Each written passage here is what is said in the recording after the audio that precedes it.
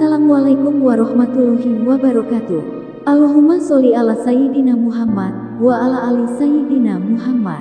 Pemirsa yang dirahmati Allah, marilah kita simak ceramah dari Kiai Haji Abdullah Gimnastiar dengan tema agar semua masalah Allah yang mengatur menyelesaikannya. Sebelumnya marilah kita perbanyak sholawat minimal 1000 kali sehari, agar hidup kita penuh barokah dan mendapatkan syafaat kelak. Jangan lupa berikan dukungan kepada channel kami dengan memberikan super thanks seikhlasnya. Marilah kita doakan semoga Agim sekeluarga dan para penonton YouTube ini diberikan kesehatan dan diberikan kebahagiaan dunia dan akhirat. Amin ya robbal alamin. Assalamualaikum warahmatullahi wabarakatuh. Alhamdulillahi rabbil alamin. Alhamdulillahilladzi anzala sakinah fi qulubil mu'minin liyajdadu imanan ma'a imanihim.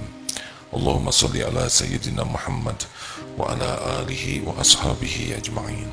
Ya Allah, Allahumma inna nas'aluka imanan kamilan wa yaqinan sadiqan wa qalban khashi'an wa lisanan dhakiran wa amalan mutaqabbalan.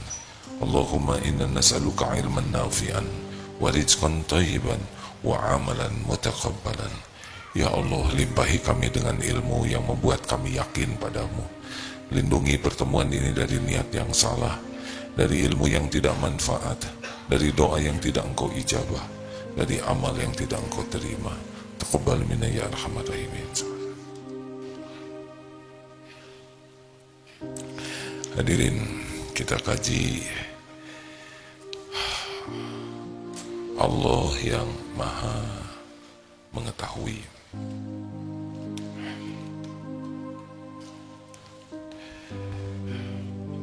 Jadi orang yang paling beruntung adalah orang yang paling mengenal Allah. Sudah mengenal, kemudian percaya dan yakin. Sudah, itu sudah. Kalau mau tahu bahagia yang hakiki itu adalah yakin kepada Allah. Makin yakin, makin tenang. Makin yakin, makin baik akhlaknya, pasti itu. Jadi makin yakin kepada Allah, efek kepada pribadinya semakin tenang, semakin hayyinin, dan akhlaknya semakin baik. Tidak ada yang bisa mengubah akhlak paling cepat, paling baik kecuali yakin ke Allah. Jadi kalau ingin merubah akhlak seseorang, hatinya dibuat yakin ke Allah, langsung berubah akhlaknya. Langsung itu. Dan orang yang yakin kepada Allah, ana inda dhanni abdi bi, aku sesuai dengan prasangka hambaku. Karena selalu berbaik sangka kepada Allah, maka dia akan dapatkan yang terbaik dari Allah. Enak sekali memang. Dan orang yang yakin ke Allah adalah orang yang paling dicintai Allah. Al-mu'minul qawi khairun wa ahabu ilallah minal mu'mini dha'if wa fi kulli khairan. Mukmin yang kuat lebih baik dan lebih dicintai Allah daripada mukmin yang lemah. Jadi makin kuat iman, makin yakin, pasti makin baik dalam hal apapun yang baik, dan makin dicintai Allah. Jadi kalau mau punya cita-cita, cita-citalah jadi orang yang yakin. Disebutnya apa orang yang yakin kepada Allah? Muhsinin, orang yang ihsan, yaitu orang yang anta'budallah ka'annaka tara, yang beribadah kepada Allah seakan melihat Allah. Sekiranya tidak bisa melihat Allah, ketahuilah Allah melihatmu. Jadi yakin saja Allah menatapnya. Salah satu yang kita bahas surat Al-Alaq ayat 14. Alam ya'lam bi anna Allah yara. Tidakkah dia mengetahui bahwa sesungguhnya Allah melihat segala perbuatannya? Coba ini dengan ini saja. Kalau orang alam ya'lam bi anna Allah yara, tidakkah dia mengetahui bahwa Allah melihat semua yang di perbuatannya? Ini tentang Allah Maha melihat ya. Jadi tidak ada yang luput dari apa yang disaksikan oleh Allah. Baik, lanjutkan. Al-alim, Allah yang maha mengetahui. Innallaha sami'un alim. Al-Baqarah 181. Sesungguhnya Allah maha mendengar lagi maha mengetahui. Tidak ada satupun yang tidak didengar. Ini seperti sekarang bicara begini, pasti didengar oleh Allah, pasti dicatat oleh malaikat, pasti akan dimintai pertanggungjawaban. Ini jadi orang yang imannya sangat baik, maka dia tidak mudah bicara, karena dia tahu setiap perkataan pasti didengar Allah, pasti dicatat, pasti nanti dihisab, ketemu dengan setiap patah kata ini. Bukan hanya perkataan ini, tapi niatnya juga ketemu. Apakah niat bicara ini ujub, ria, sombong, semuanya ketahuan.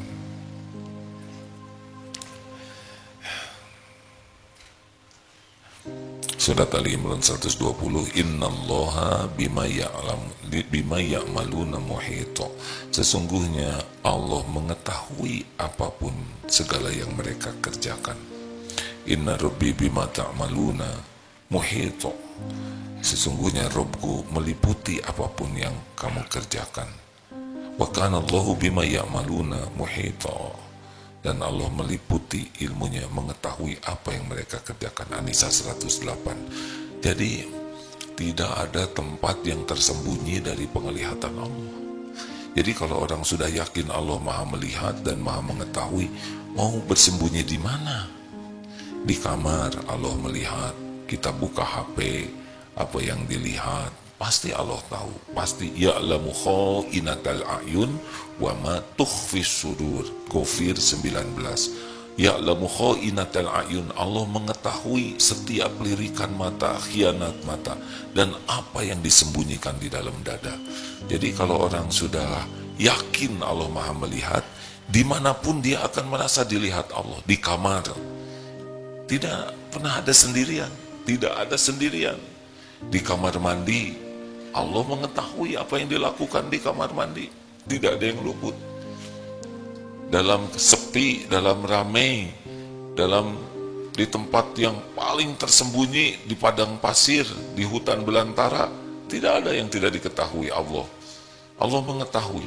Jadi misalkan perang sekarang yang terjadi di Timur Tengah, ya, itu semuanya dalam pengetahuan Allah. Tidak ada satupun pergerakan apapun kecuali Allah menyaksikan.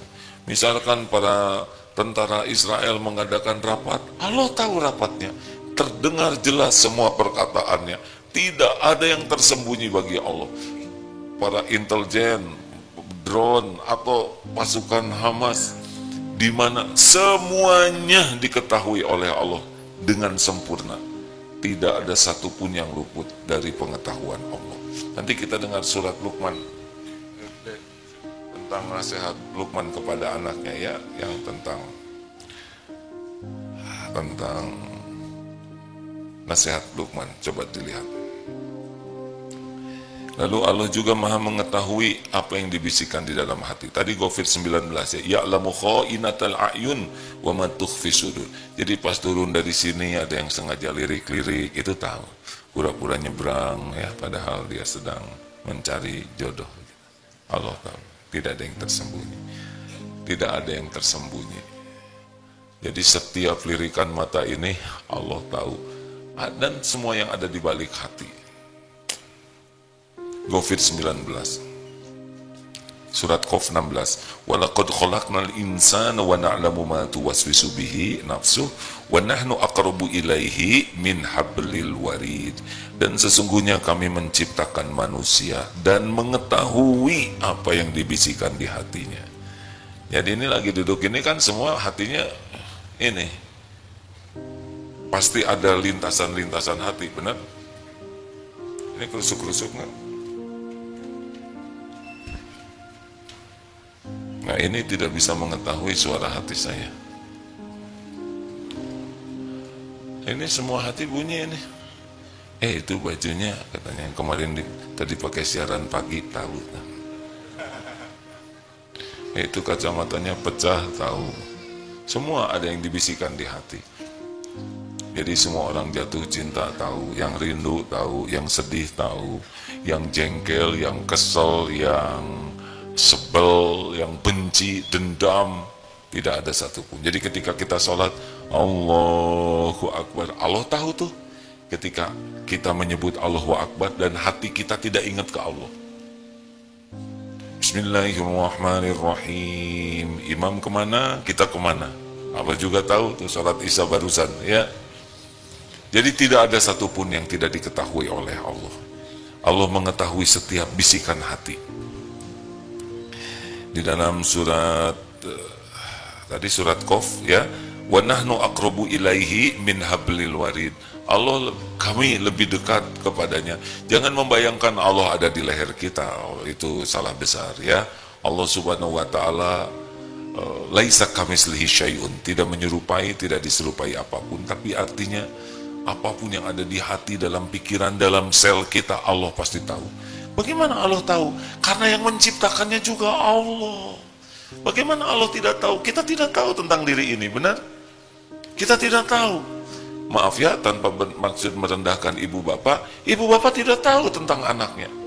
Barusan cucu kumpul, ada yang nangis, ada yang pemalu, ada yang jadi ogo ya, ada yang mau menang sendiri. Itu semua ciptaan Allah. Ibu bapaknya jangankan bikin anak, gambar anak juga tidak bisa, sehelai rambut pun tidak sanggup. Benar? Anak di balita belum balik sepenuhnya adalah Allah yang menciptakan, Allah yang menggerakkan ladang amal bagi ibu bapaknya. Anak tidak milih punya bakat apa, benar? Tadi benar itu ada beberapa cucu dari 17 tadi hadir beberapa. Benar-benar ada yang pemalu, ada yang segala diambil ya, ada yang dikit-dikit dikit-dikit. Ini siapa yang menggerakkan? Allah. Sebagai orang tuanya memang ngurus, tapi ngurusnya juga paling nyisirin dikit, mandiin dikit. Lah ini semuanya mendetakkan jantung, mengalirkan darah, nangkap oksigen, ginjal, empedu, yang rumit semuanya. Siapa yang mendesain? Allah. Siapa yang ngurus? Allah. Jadi aslinya Allah tahu persis apa yang terjadi pada diri kita, karena Dia yang menciptakan, Dia yang mengurus. Bagaimana mungkin kita bisa lepas dari Allah setiap saat? Benar? Cara Allah ngurus, Dia tidak harus seperti keurus oleh orang tua ngurus anak.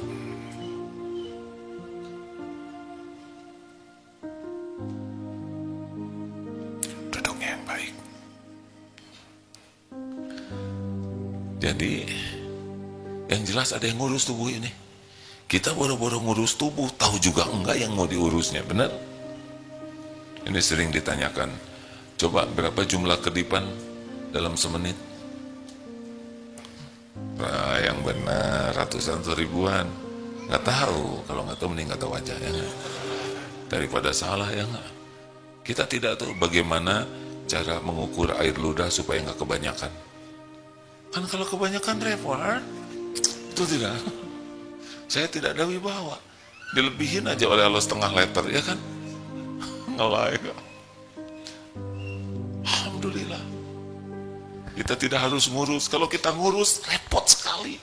Makan awas lidah kegigit, ini jangan kegigit, tidak balikan, kalau itu masuk kemana nih, colok, repot. Olah itu bukan ke lambung, ke paru-paru, keluarin, wah repot, giling. Alhamdulillah kita cuman lapar, ngamnya beres. Nggak tahu bakteri mati oleh air ludah, beres. Di sini juga nggak tahu kemana. Nanti laporan, udah waktunya nih, gitu. Coba kalau nggak dikasih tahu waktunya keluar, Pak Presiden sudah Pak. Oh iya maaf, nggak enak ya. Guru lagi ngajar, Pak Guru itu, oh maaf nak, kemana-mana pakai pampers kan nggak ada wibawa. Diurus oleh Allah. Jadi adakah tempat yang tersembunyi dari Allah? Jawab. Adakah kelakuan kita yang tidak dilihat Allah? Adakah keperluan kita yang tidak diketahui Allah? Kan? Allah tahu tidak keperluan kita? Jawab. Benar? Yang ingin nikah Allah tahu? Yang bikin inginnya juga Allah. Kalau dicabut ingin lempeng weh. Kenapa? Senang ke lawan jenis. Ya itu bagian dari norma. Kenapa enggak jatuh cinta sama tiang itu? Kita lihat kambing muda, kambing lagi makan rumput, nggak akan salah pandangan kita. Kita nggak mungkin lihat rumput, enggak. Kita paling ke kambingnya, ya kan? Kambing lihat rumput, nggak mungkin kambing lihat kita. Iya, dah, nggak mungkin. Hadirin sekalian, ada yang ngatur semuanya. Jadi Allah tahu semuanya. Pikiran kita Allah tahu. Bakat kita tahu. Allah menyaksikan. Dia yang mendesain. Ada marah, ada rindu, kita nggak mengerti. Kenapa ada suka, tidak suka, ada marah, ada sedih, ada rindu. Kita tidak mengerti, benar? Kok ada di sini? Itu Allah menciptakan. Fa'alhamaha fujuraha wa taqwa. Itu ujiannya di sana. Wallahu ya'lamu ma tusirruna wa ma tu'linun. Dan Allah mengetahui apa yang kamu rahasiakan dan apa yang kamu tampakkan. Shh. Jadi Allah tahu aib kita tidak? Tahu? Udah. Kalau dibuka kira-kira kita dihargai orang tidak? Dengan meyakini Allah tahu aib. Kalau kita dipuji orang, kita nggak bangga. Karena pujian itu tidak cocok. Tidak cocok. Dan kalau kita dihina orang, itu penghinaan orang cetek. Lebih sederhana dibanding kehinaan kita yang sebenarnya yang Allah tahu. Betul? Ini kan datang sepertinya kita tuh soleh, padahal kan Allah tahu apa yang ada dalam pikiran, apa yang kita lakukan dalam kesendirian, ya, buka-buka HP, cengar-cengir sendiri, dicatat itu. Waduh, kalau gitu HP-nya mau saya jual. Tetap ada caranya Allah untuk membuat perhitungannya adil nanti.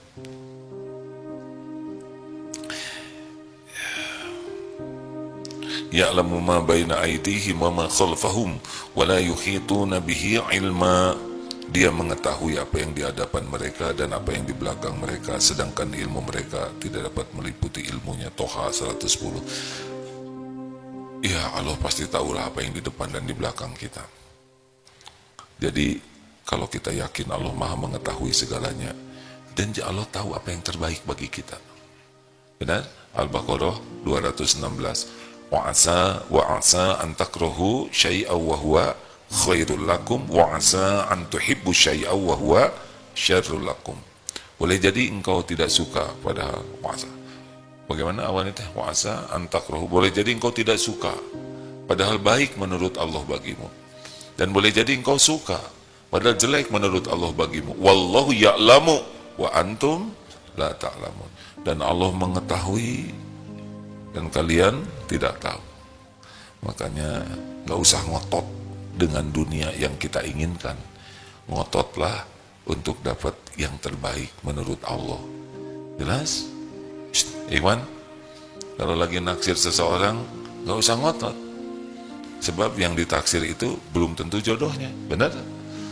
Jangan-jangan udah naksir dia, berusaha untuk mendapatkannya, ternyata dia jodoh teman karib, ya. Ingat ceramah tadi sore, ini nganter nih, teman mau seseorang, tapi ternyata pas diantar si nengnya itu malah naksir sama yang nganter. Ini kan nyelekit, ya kan? Makanya istiqoroh. Oh, kalau gitu saya nggak mau diantar. Istiqoroh karena Allah tahu yang terbaik. Mau ngelamar kerja, istiqoroh. Mau nyekolahin anak, istiqoroh. Istiqoroh tidak harus dalam dua pilihan. Satu pilihan juga istiqoroh. Jadi atau tidak. Ya kan? Halo? Jadi jangan ngotot. Toh yang kita inginkan tidak terjadi, ya nggak apa-apa. Yang paling penting yang terbaik menurut Allah. Berapa banyak orang yang ngotot sesuatu lalu oleh Allah dikasih dan sesuatu itu jadi sumber bencana bagi dirinya. Betul? Nah, kita simak. Ada, Ustaz? Quran Surah Luqman, surah ke-31, ayat ke-16. A'udzu billahi minasy syaithanir rajim.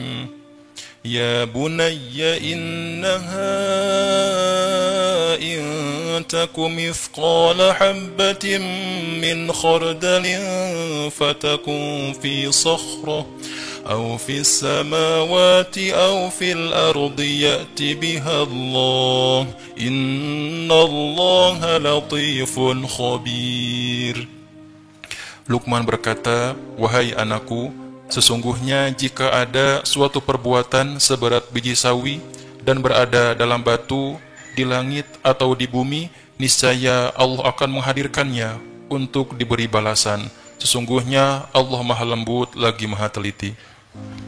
Ini pelajaran yang penting kepada anak yang dicontohkan oleh Luqman Hakim adalah, ya bunayya innaha intakum mithqala habbatin min khardalin fatakun fi sakhratin aw fis samawati aw fil ard ya'ti bihallah innallaha latifun khabir.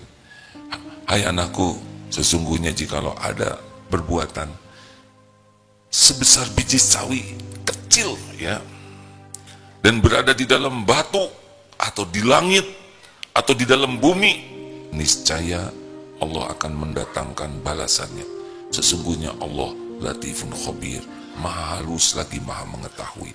Jadi sekecil apapun perbuatan, ini isyaratnya sampai luar biasa ya, berada di dalam batu, misalkan ada batu pejal dan di dalam ada kebaikan yang dilakukan, atau di langit atau di dalam bumi, pasti ada balasannya. Ini hebat sekali. Kalau seorang anak sudah punya keyakinan begini, beres ini. Orang tidak ada yang tahu, gak apa-apa, Allah pasti tahu. Orang gak ada yang balas budi, gak ada masalah, Allah pasti membalas. Ini ilmu tauhid ini. Jadi berbuat kebaikan, lakukan aja. Tidak ada yang kecil, besar kecil sama. Sama-sama apa? Sama-sama disaksikan Allah, sama-sama ada balasannya. Maka orang-orang yang tauhidnya mantap itu sudah tidak ada ribetnya sama sekali dengan ingin diketahui, ingin dinilai, ingin terkenal, ingin dianggap. Oh, udah selesai itu. Itu urusan orang-orang yang sibuk dengan penilaian makhluk, biasanya orang yang tidak serius kepada Allah. Dan susah bahagianya orang yang ingin sibuk dengan ingin kelihatan keren, hebat, kaya, oke, pinter, kuat daya ingatnya, merdu suaranya, yang semuanya dilakukan demi penilaian makhluk. Nah, itu kan tidak bernilai ibadah. Bagi kita kan semuanya yang kita lakukan ini adalah semata-mata agar Allah ridho. Dagang, ini sering diungkap, dagang, berbuat baik kepada pembeli. Supaya apa? Supaya beli. Yang ngatur rezeki itu Allah. Kita dagang, ditata dengan baik, dagangan kita bersih, rapih, timbangan akurat, tidak pakai sumpah palsu, baik kepada pembeli. Ini amal soleh. Allah melihat semuanya. Timbangan sekecil apapun tidak boleh licik, tidak boleh. Nanti kasih uangnya nggak ada berkahnya. Nggak perlu muji-muji, sumpah demi Allah. Mau apa? Yang ngebagikan rezeki itu Allah. Kita bicara baik-baik. Yang ini mungkin 3 hari lagi akan berkurang kualitasnya, bisa jadi busuk. Yang masih mentah ini, yang pas untuk dimakan yang ini. Bagaimana manis tidak? Tidak usah. Yang benar aja nanya apa, masa udah saya makan? Gak usah begitu. Nanya manis tidak, saya kurang tahu ini manis tidak. Tapi kalau contohnya yang ini sepertinya manis. Bapak bisa rasakan sendiri. Enggak jadi beli. Gak ada masalah sama sekali. Udah nawar, stakar kebek gak jadi beli. Gak ada masalah. Kalau gak ada rezeki kita, gak akan beli. Tapi kalau udah rezeki kita dapat 2. Dapat pahala, jualan sebagai orang jujur, dan ketemu dengan rezeki yang barokah. Enak kan? Enak enggak? Masa? Alhamdulillah. Enak. Kalau lillahi ta'ala tuh paling enak dalam hidup ini. Suami berbuat baik ke istrinya, ya udah lakukan aja. Belum tentu juga istri menghargai, belum tentu juga istri berterima kasih, belum tentu juga dibalas budi, gak apa-apa. Baik aja. Jadi suami berbuat baik ke istri itu sebagai amal saleh, disuruh oleh Allah. Jadi nggak pakai jengkel. Ada sih jengkel, tapi ditahan karena jengkel manusiawi ya. Kalau nggak ada sama sekali, kayaknya nggak seru kita jadi orang lempeng, tiis, yang kan yang disebut sakinah itu adalah ketenangan sesudah pergolakan. Jadi mendidih, tapi kita bisa kendalikan. Turunlah sakinah. Begitu, kayak guru ngajar murid. Kan guru nggak bisa ngebulak-balik hati murid. Orang tua ngajar anak, lakukan aja yang terbaik. Sing ikhlas, belum tentu anak bisa nurut. Enggak, itu ujian semuanya. Didiklah sesuai dengan cara mendidik yang Allah sukai. Begitu. Allah melihat. Gimana kalau kita berbuat baik, orang tidak ada yang tahu? Ini teh pertanyaan. Saya tidak boleh berharap jawaban. Kalau enggak saya jadi jengkel. Bagaimana kalau kita berbuat baik, terus orang nggak ada yang tahu? Kalau ngejawab itu pahala membahagiakan yang nanya, tahu gimana? Kita udah berbuat baik, tapi nggak ada yang tahu gimana? Allah tahu. Kita berbuat baik, ternyata dia nggak berterima kasih, gimana? Gak apa-apa, lempeng weh. Pengen diterima kasih itu ciri-ciri kurang ikhlas. Menanti-nanti, mengharap-harap orang berterima kasih. Bikin tumpul keikhlasan kita. Udah, lakukan saja. Allah lihat kok. Ini yang agak nyesek nih. Gimana kita sudah berbuat baik, tapi malah direndahkan kebaikan kita. Nyawam. Cuma segini? Kamu ngerjain apa aja? Masa cuma segini? Gimana? Nggak apa-apa. Itu ujian keikhlasan. Allah udah lihat. Tenang weh. Kan ada cucu yang dikasih uang oleh neneknya. Cucu sayang, ini uang. Hah? Cuma segini, Nek? Kamu bukannya makasih? Emang gimana diajarin oleh orang tua? Loh, kan ibu juga begitu kalau dikasih oleh bapak. Cuma segini, Pak. Hadirin, dalam kenyataan tidak sesederhana ceramah ini ya. Ini ceramah saya rada tegang juga nih, takut diuji sesudah ini. Dalam kenyataan harus ada mujahadah. Jadi harus ada terus, nanti kita berbuat, ada orang yang menghina, meremehkan, kita udah berbuat baik malah difitnah, terus aja baik. Nanti akan ada proses seperti itu. Ingat aja, itu adalah cara Allah membuat kita semakin ikhlas. Iyalah, bukankah para petinju juga menjadi bagus karena dicari sparring partnernya, ya? Lanjut. Jadi itu di dalam surat Luqman 16 tadi itu, Masya Allah tuh pelajarannya. Berbuat baik di dalam batu, kan kita nggak mungkin berbuat baik dalam batu. Atau di langit seperti Superman. Berbuat baik di angkasa yang nggak ada yang lihat, Allah tahu. Bahkan di dalam perut bumi, kita kan nggak mungkin masuk ke perut bumi. Tapi itu Allah menunjukkan dimanapun kebaikan, sekecil apapun kebaikan, pasti ada balasannya. Udah cukup bagi kita tuh. Keyakinan ini tuh membuat merdeka hati ini. Karena yang membuat hidup ini tidak bahagia itu berharap ke makhluk. Ingin diakui sebagai orang baik, ingin diakui jasa kita, ingin diterima kasihi, ingin dibalas budii, ingin diperlakukan spesial. Itu biang masalah dalam hidup kita tuh, hadirin.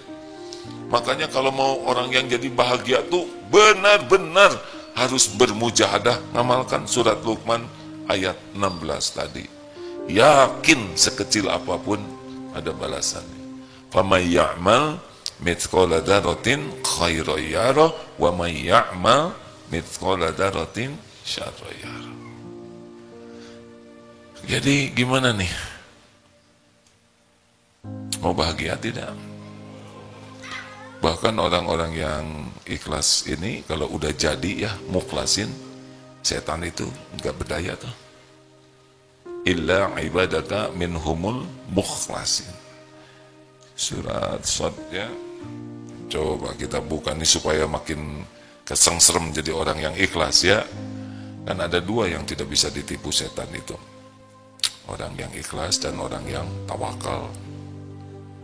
Ya, kalau ilmu tawakal surat An-Nahl 99. Ustaz nanti bacakan surat Al-Hijr ya 3940. Saya baca yang pendeknya. Innahu laisallahu sultanun 'alal ladzina amanu wa 'ala rabbihim yatawakkalun. Sesungguhnya setan itu tidak ada kekuasaannya bagi orang-orang yang beriman dan bertawakal kepada Rabb-nya. Jadi makin kita tidak bersandar kepada makhluk, tidak bergantung kecuali hanya kepada Allah, karena yakin Allah yang punya segalanya, yang menentukan segalanya, itu benar-benar akan nyaman sekali hidup ini. Kita tidak bergantung, bahkan tidak bergantung kepada ikhtiar kita. Kita ikhtiar maksimal, tapi jangan menganggap ikhtiar ini pasti hasilnya seperti itu. Ikhtiar adalah ibadah. Doa, yakin kita doa didengar Allah, yakin Allah mengabulkan doa, tapi ya nggak usah ngotot harus persis sama. Karena doa bagi kita itu ibadah. Jangan ngatur Allah. Jangan ngatur Allah, hadirin. Allah Maha tahu segala-galanya yang terbaik. Jangan bersandar sama orang, jangan bersandar kepada gaji, jangan bersandar kepada kerjaan, jangan sandar kepada tabungan, jangan bersandar kepada aset, jangan bersandar kepada relasi, jangan bersandar kepada gelar, jangan bersandar kepada keahlian. Saya punya keahlian ini, oleh Allah dibikin pikun, hilang tuh ahli, benar? Tenanglah, saya udah pernah berpengalaman. Nggak boleh. Tetap cuma satu yang bisa nolong kita. Siapa? Nggak boleh bersandar kepada diri. Nggak boleh. Siapa diri ini? La haula wala quwwata illa billah. Hati ya. Tapi suatu saat kita minta bantuan, pinjam uang, minta tolong, boleh. Kita datang ke dokter. Tapi yakin yang bisa menyembuhkan adalah Allah. Misal pinjam uang ya ke teman. Bicara nggak ada masalah. Ya benar-benar tidak ada nih kita. Bang, Allah sedang menguji kami dengan kesempitan. Allah tahu apa yang terjadi. Saya berniat pinjam uang untuk bayar kontrakan. Jangan berat hati bang, karena yang menakdirkan saya dapat atau tidak rezeki adalah Allah. Saya bicara begini, sekedar ikhtiar aja. Perlu buat bayar kontrakan? Iya bang, sama deh. Saya juga belum bayar. Allah mendengar obrolan ini bang, insya Allah. Maaf ya nggak bisa bantu, gak ada masalah bang. Semuanya adalah amal soleh kalau diniatkan. Pergi lagi, sini nggak bisa, situ nggak bisa, nggak ada dendam, nggak ada sakit hati, nggak ada sebel, karena yakin yang bayarkan itu adalah Allah. Ya Allah, engkau saksikan sudah 6 orang, tapi ingat Siti Hajar 7 kali ya kan. Ini yang ke-7, ternyata yang ke-7 barulah tidak dikasih pinjam. Yang nggak ada, terserah Allah. Bergerak terus, jalan terus, seperti burung keluar dari sangkarnya. Sambil jalan, sambil zikir, sambil istighfar. Allah tahu kapan kontrakan itu harus dibayar. Tenang, Allah tahu. Ikhtiar aja maksimalkan sebagai ibadah. Allah tahu waktu yang paling tepat menolong kita. Insya Allah. Enak begitu? Enak hadirin. Tidak boleh bersandar ke siapa-siapa. Ibu, jangan bersandar ke suami ya.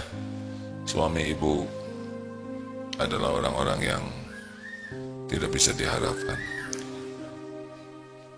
kecuali Allah menjadikan suami ibu jalan harapan ke Allah. Bagaimana menyelesaikan masalah sedang dia sendiri bermasalah, benar? Bapak-bapak jangan banyak gaya ya. Kita juga banyak masalah, pening, betul tidak? Ini yang ceramah kira-kira banyak tidak masalahnya? Ini yang ceramah kira-kira banyak tidak masalahnya? Tahu dari mana? Ini dia masalah orang Indonesia ya, selalu menyelidiki masalah orang lain. Bacakan Ustaz Al-Hijr. Quran Surah Al-Hijr, surah ke-15 ayat 39 dan 40. A'udzu billahi minasy syaithanir rajim. Qala rabbi bima aghwaytani la uzayyinanna lahum fil ardi wa la ughwiyannahum ajma'in illa ibadaka minhumul mukhlasin. Ya, iblis berkata, Tuhanku, karena engkau telah menyesatkanku, Sungguh aku akan menjadikan kejahatan terasa indah bagi mereka di bumi, dan sungguh aku akan menyesatkan mereka semua, kecuali hamba-hambamu yang terpilih karena keikhlasannya di antara mereka. Tuh, jadi mukhlasin ini adalah orang yang sudah mendarah daging keikhlasannya. Mukhlisin adalah orang-orang yang sedang berusaha menjadi ikhlas. Mudah-mudahan kita seperti itu. Dan kuncinya ikhlas itu adalah keyakinan Allah Maha melihat, Allah Maha tahu. Jadi korelasinya ikhlas itu adalah kalau yakin, wa kafa billahi syahida, cukuplah Allah jadi saksi. Ini kalau dilatih terus sangat asik nih hadirin. Setan susah nanti meributnya. Pokoknya orang ikhlas, apa sih ikhlas dengan tawakal? Bedanya ikhlas itu niat di dalam melakukan sesuatu selain hanya Allah saja, cari keridhaan Allah, cari pahala akhirat. Udah tidak ada lagi berharap dari makhluk. Kalau tawakal, dia bersandar. Sebagai penolongnya itu, sandarannya hanya Allah. Selain Allah tidak disandari. Selain Allah itu tidak bisa memberi manfaat, kecuali Allah yang menggerakkan. Nah, selama ini kita beramal demi dinilai orang. Demi ini, demi itu, demi karir, demi banyak niat yang membuat perbuatan kita tidak jadi ibadah. Ini membuat kita sengsara dan kita bersandar kepada ini, itu, harta, benda, gelar, pangkat. Banyak yang disandari, enggak kepada Allah. Ini yang membuat kita terhina. Coba lihat ya, koruptor itu sebetulnya udah dikasih rezeki banyak oleh Allah, tapi dia terus berharap ke makhluk, ngambil ini, minta itu. Sebetulnya dia sendiri nggak pakai. Apalagi koruptor tua ya, udah nggak bisa banyak makan ini darah tinggi, makan beras nasi kebanyakan gula. Sebetulnya udah lebih dari cukup, tapi karena ditipu terus, ingin kelihatan ini punya itu, bersandar sana terus, ngambil terus, hina, tidak ada bahagia. Dan ujungnya gimana coba koruptor itu? Kalau ada umur, ujungnya tua, benar? Tahu nggak artinya tua hadirin? Tua itu pasti tubuhnya makin bermasalah. Makin tua tuh makin bermasalah. Ada belum nyobain tua ya? Om udah loh. Pakai om segala. Dulu ceramah 5 kali sehari, tabligh akbar kuat. Kemarin dicoba di Tasik, Ciamis, pulangnya tuh seperti ayam tulang lunak. Lemes. Saya, kenapa ini lemes banget ya? Karena terlalu lelah. Berangkat pagi ke Jakarta jam 3 berangkat. Sekali ceramah teh letoy, sampai naik tangga ke masjid, ya Allah, menileles gini, ngelempre aja hadirin. Tahu ayam tulang lunak? Perlu recovery. Sekarang hari apa? Jumat. Ini plus tadi lagi. Ini bukan mengeluh ya. Ini hanya cerita penderitaan yang sudah lewat. Tadi wisuda, tiap hari kan wisuda, seruah wisuda. Wisuda kan dipotret. Tadi 500 dengan orang tuanya dipotret kan. Coba aja saudara duduk berdiri 500 kali ya kan, terus muter sana muter sini 500 kali muter, nyeri gitu hadirin. Tidak boleh mengeluh ya, jangan suka cerita, tenang aja, udah lewat. Udah gitu pulang ke sini ceramah asar terus lagi, barusan ya Allah ini. Akhirnya istirahat ya Rob, ampun beri saya kekuatan supaya bisa ceramah. Udah tulang lunak lagi barusan tuh. Dipijit dulu oleh Kang Dudu ya, iya du sekarang alhamdulillah. Sekarang sudah hampir 50 menit nih ceramah, bahagia, udah mau udahan ya. Besok subuh berangkat ke Batam, wisuda di Batam. Senin berangkat ke Madinah. Gak ada yang bisa memberikan kekuatan selain Allah. Obat jangan berlebihan. Makin tua makin banyak keluhan tubuh ini. Enggak seperti dulu. Kan puncaknya umur 30. Sesudah 30 decline. Terus mau ngapain? Mati-matian, wah segala dikumpulkan. Mau apa? Harusnya makin tua mah udah makin bersih hati itu. Betul tidak? Makin ikhlas, makin tawakal. Udah nggak usah bersandar sama ini. Udah cukup lah. Kalau mau nambah tuh nambah iman, nambah amal soleh, bukan sibuk nambah aset. Kalaupun dikasih rezeki uang lebih, nambah amal. Halo? Oh, kata saya masih muda, ya nggak? Yang udah tua, yang kami masih banyak keinginan, ya sabarlah, terserah lah. Asal tahu aja, banyak yang mati muda. Ada paten. Ini lagi banyak berita meninggal tiap hari ya. Presiden Iran naik helikopter meninggal. Kemarin naik pesawat Singapore Airlines turbulence. Terus ada yang naik lift kejeblos meninggal. Naik sepeda di sana tuh meninggal. Naik motor meninggal. Jadi gimana dong? Kita diam aja. Justru ada yang diam juga meninggal ketimpa. Yang penting mah beriman dan beramal soleh ya. Benar?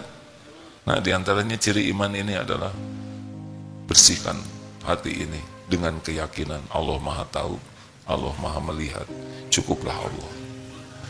Begitu rekan-rekan sekalian. Insya Allah berangkat haji hari Senin. Alhamdulillah, makasih. 26 hari, pulang tanggal 23 Juni kalau masih hidup. Harus siap, karena setiap haji juga banyak yang meninggal. Harus selalu siap. Mudah-mudahan ada takdir ketemu lagi. Tapi kalau memang saya tidak pulang lagi ke sini karena ajal jemput di mana, berarti ini pertemuan kita yang terakhir. Mohon maaf ya. Ingin bisa menyampaikan yang lebih baik, tapi adanya baru ini. Mudah-mudahan kalau sama-sama berusaha ikhlas, Allah ridho, sehingga walaupun ilmunya seperti ini, tapi kalau Allah berkahi bisa jadi kebaikan. Saya mohon maaf, dimaafkan. Ya, suatu saat kita pasti berpisah. Suatu saat di mimbar ini pasti tidak akan lagi di sini. Yang penting kita kumpul di sorga, itu aja yang kita pikirkan. Kalau nanti nggak ada AA, tetap datang ngaji, karena ilmu Islam itu sangat luas. Tidak usah ngebanding-banding, mungkin satu sisi ini, tapi kita perlu ilmu yang lain. Dan sebetulnya datang ngaji, ilmu itu sebetulnya didatangi ya. Jadi pergi dari rumah ke sini, itu tidak hanya dapat ilmu, tapi dapat doa dari malaikat. Curahan rahmat Allah sepanjang jalan, semut ikan mendoakan sepanjang jalan, malaikat walau kita tidak lihat itu menaungi kita.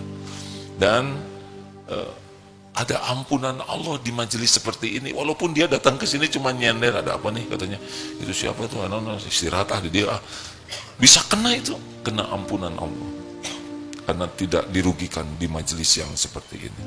Jadi tetap datang, insya Allah kita undang, dan para penceramah yang punya keilmuan dengan keahliannya masing-masing.